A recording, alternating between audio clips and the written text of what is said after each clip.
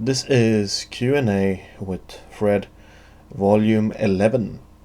11!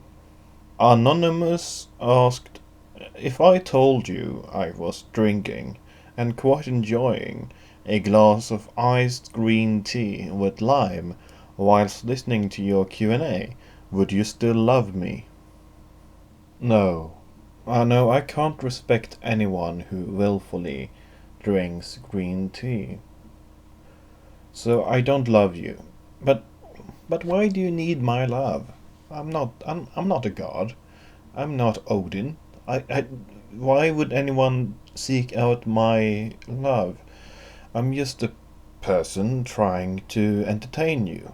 And that is what you want. You want my entertainment, not my love. I'm not a god. I am a bit similar to Jesus, actually. Long hair, beard.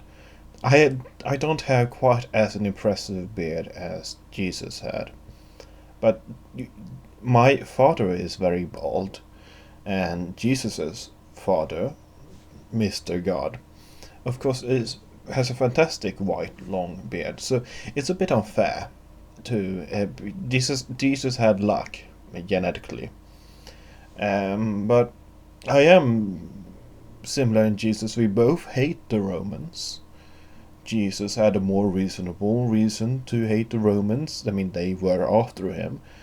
I simply am an history nerd who cares a lot about history and thinks that people have overvalued the Romans and their civilized, quotation marks, civilized culture. So I am a lot more nerdier than Jesus, certainly. But I'd like to think that if Jesus was alive today, he would be, like me, an affiliated artist working for the Yogscast, and probably not Swedish.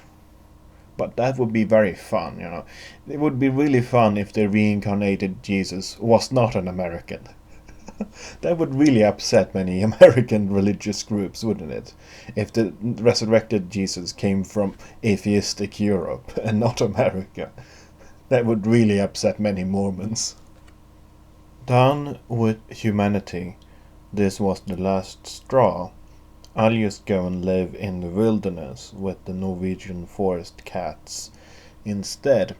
Ask, what is your opinion on 50 Shades of Grey becoming a movie? I don't care. I really don't care. I don't understand why people go on about how terrible 50 Shades of Grey is. It's easy to ignore it. And I haven't read it, I haven't picked it up, I haven't bought an audiobook version of it. I simply don't care about it. This is the same with Twilight. I haven't watched any Twilight films. I haven't even watched an interview with any of those actors in that film. I don't care. As soon as I see the words Twilight, I ignore it. As soon as I see the words 50 Shades of Grey, I ignore it. This is the thing that I don't understand about pop culture, is that if people make fun of something that is really popular, I'll assume that that thing is really popular and shit. So if I see someone making fun of Lady Gaga, she has some sort of nobility, you know. I believe Lady Gaga is Austrian, some sort of Marie Antoinette type figure. But if someone makes fun of Lady Gaga, I assume that everything Lady Gaga does is complete shit. Because she is popular, and anything popular is shit. I've learned this because I've learned that what I like to listen to is so, for the most part, obscure that no one cares about it. So I've learned to hate anything that is popular. But the thing is, after people make fun of Lady Gaga, you know, calls her hermaphrodite to she-male, whatever, people tend to still listen to Lady Gaga. And that confuses me. You know, people make fun of Katy Perry, and then you suddenly realize that all these people who make fun of Katy Perry is also the same people who seemingly listens to Katy Perry. Now, people make fun of Katy Perry for making that stupid film, but then they go and watch Katy Perry's stupid film. I don't understand that at all. And I'll assume the same thing actually goes for 50 Shades of Grey. People who make fun of 50 Shades of Grey, people who read 50 Shades of Grey in order to record some stupid pretend audiobook version, Ron Gilbert. Is it Ron Gilbert? That guy who voices ducks and parrots and birds all the time. Not Rod Gilbert, that's the Welsh comedian. I can't. Not Gilbert, Gottfried. Gilbert Gottfried. That's right. That guy, he did an audiobook version of 50 Shades of Grey, and it became slightly viral. People liked it. But the thing is, I am not even interested in that. I'm not interested in laughing at shit. I want to laugh at good things. I want to laugh at Peter Sellers. I want to laugh at Monty Python, at John Cleese. I don't want to laugh at 50 Shades of Grey because it's so bad. It's just bad. Just stop buying the book. Even if you plan on buying the book to laugh at it, don't buy the book. And then they won't make a film out of it. Tommy asked, what were your life-changing moments? Well, technically, Tommy, you should ask, have I had any life-changing moments? Because I am quite young, as most people here probably are. Because I don't have... my appeal probably is with the youths, because I have a lot of youth culture appeal. So most people listening to this probably are sort of 20s, around that age. So likelihood of any of us having had a big life-changing moment is slim. And I have had probably a few. I've had a lot of life-changing moments, but not in that sort of great anecdotal way. I can't really tell any great anecdotes about that time I met that girl and we made love and then I had suddenly a child for some reason. I can't tell any anecdotes like that because I've never had that happening to me, because I am simply too young. I'm too young to have any accidental children. But there are certainly things that has happened in my life that has taken me by surprise and has led my life down a path it wasn't meant to go down, or at least I hadn't planned to go down that direction. And if I am completely honest, and that's different because I haven't been honest in any of these questions really. I am not that similar to Jesus at all. But if I am honest on this one, starting to do stuff for the Oxcast when they were just rising up as, really one of the biggest news channels, was quite a life-changing thing, really. It sounds very dramatic, and I don't mean to be too dramatic, but it meant that I could start doing things to a bigger audience than I would have ever done before.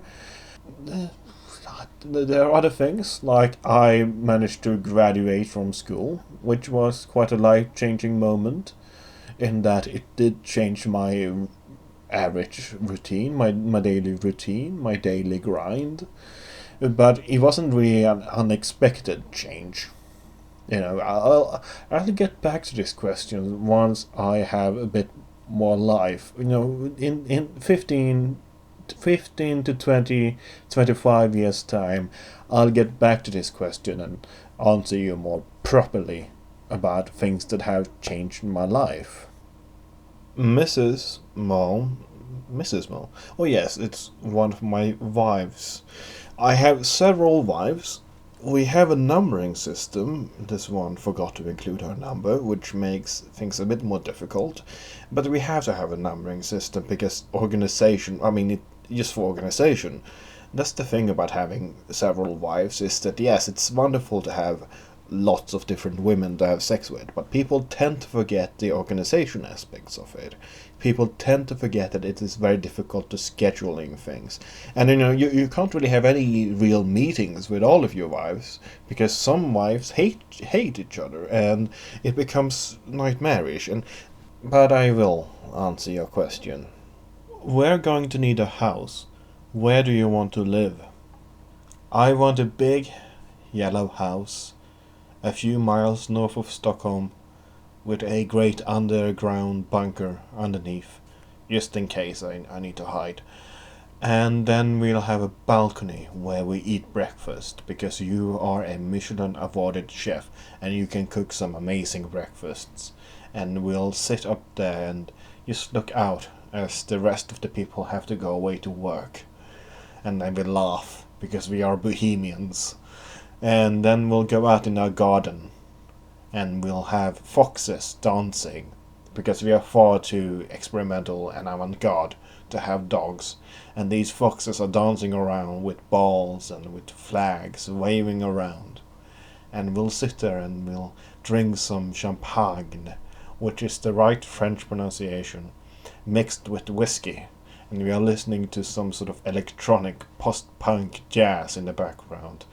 And then we look up at the sky, at the starry sky, hidden behind big grey clouds.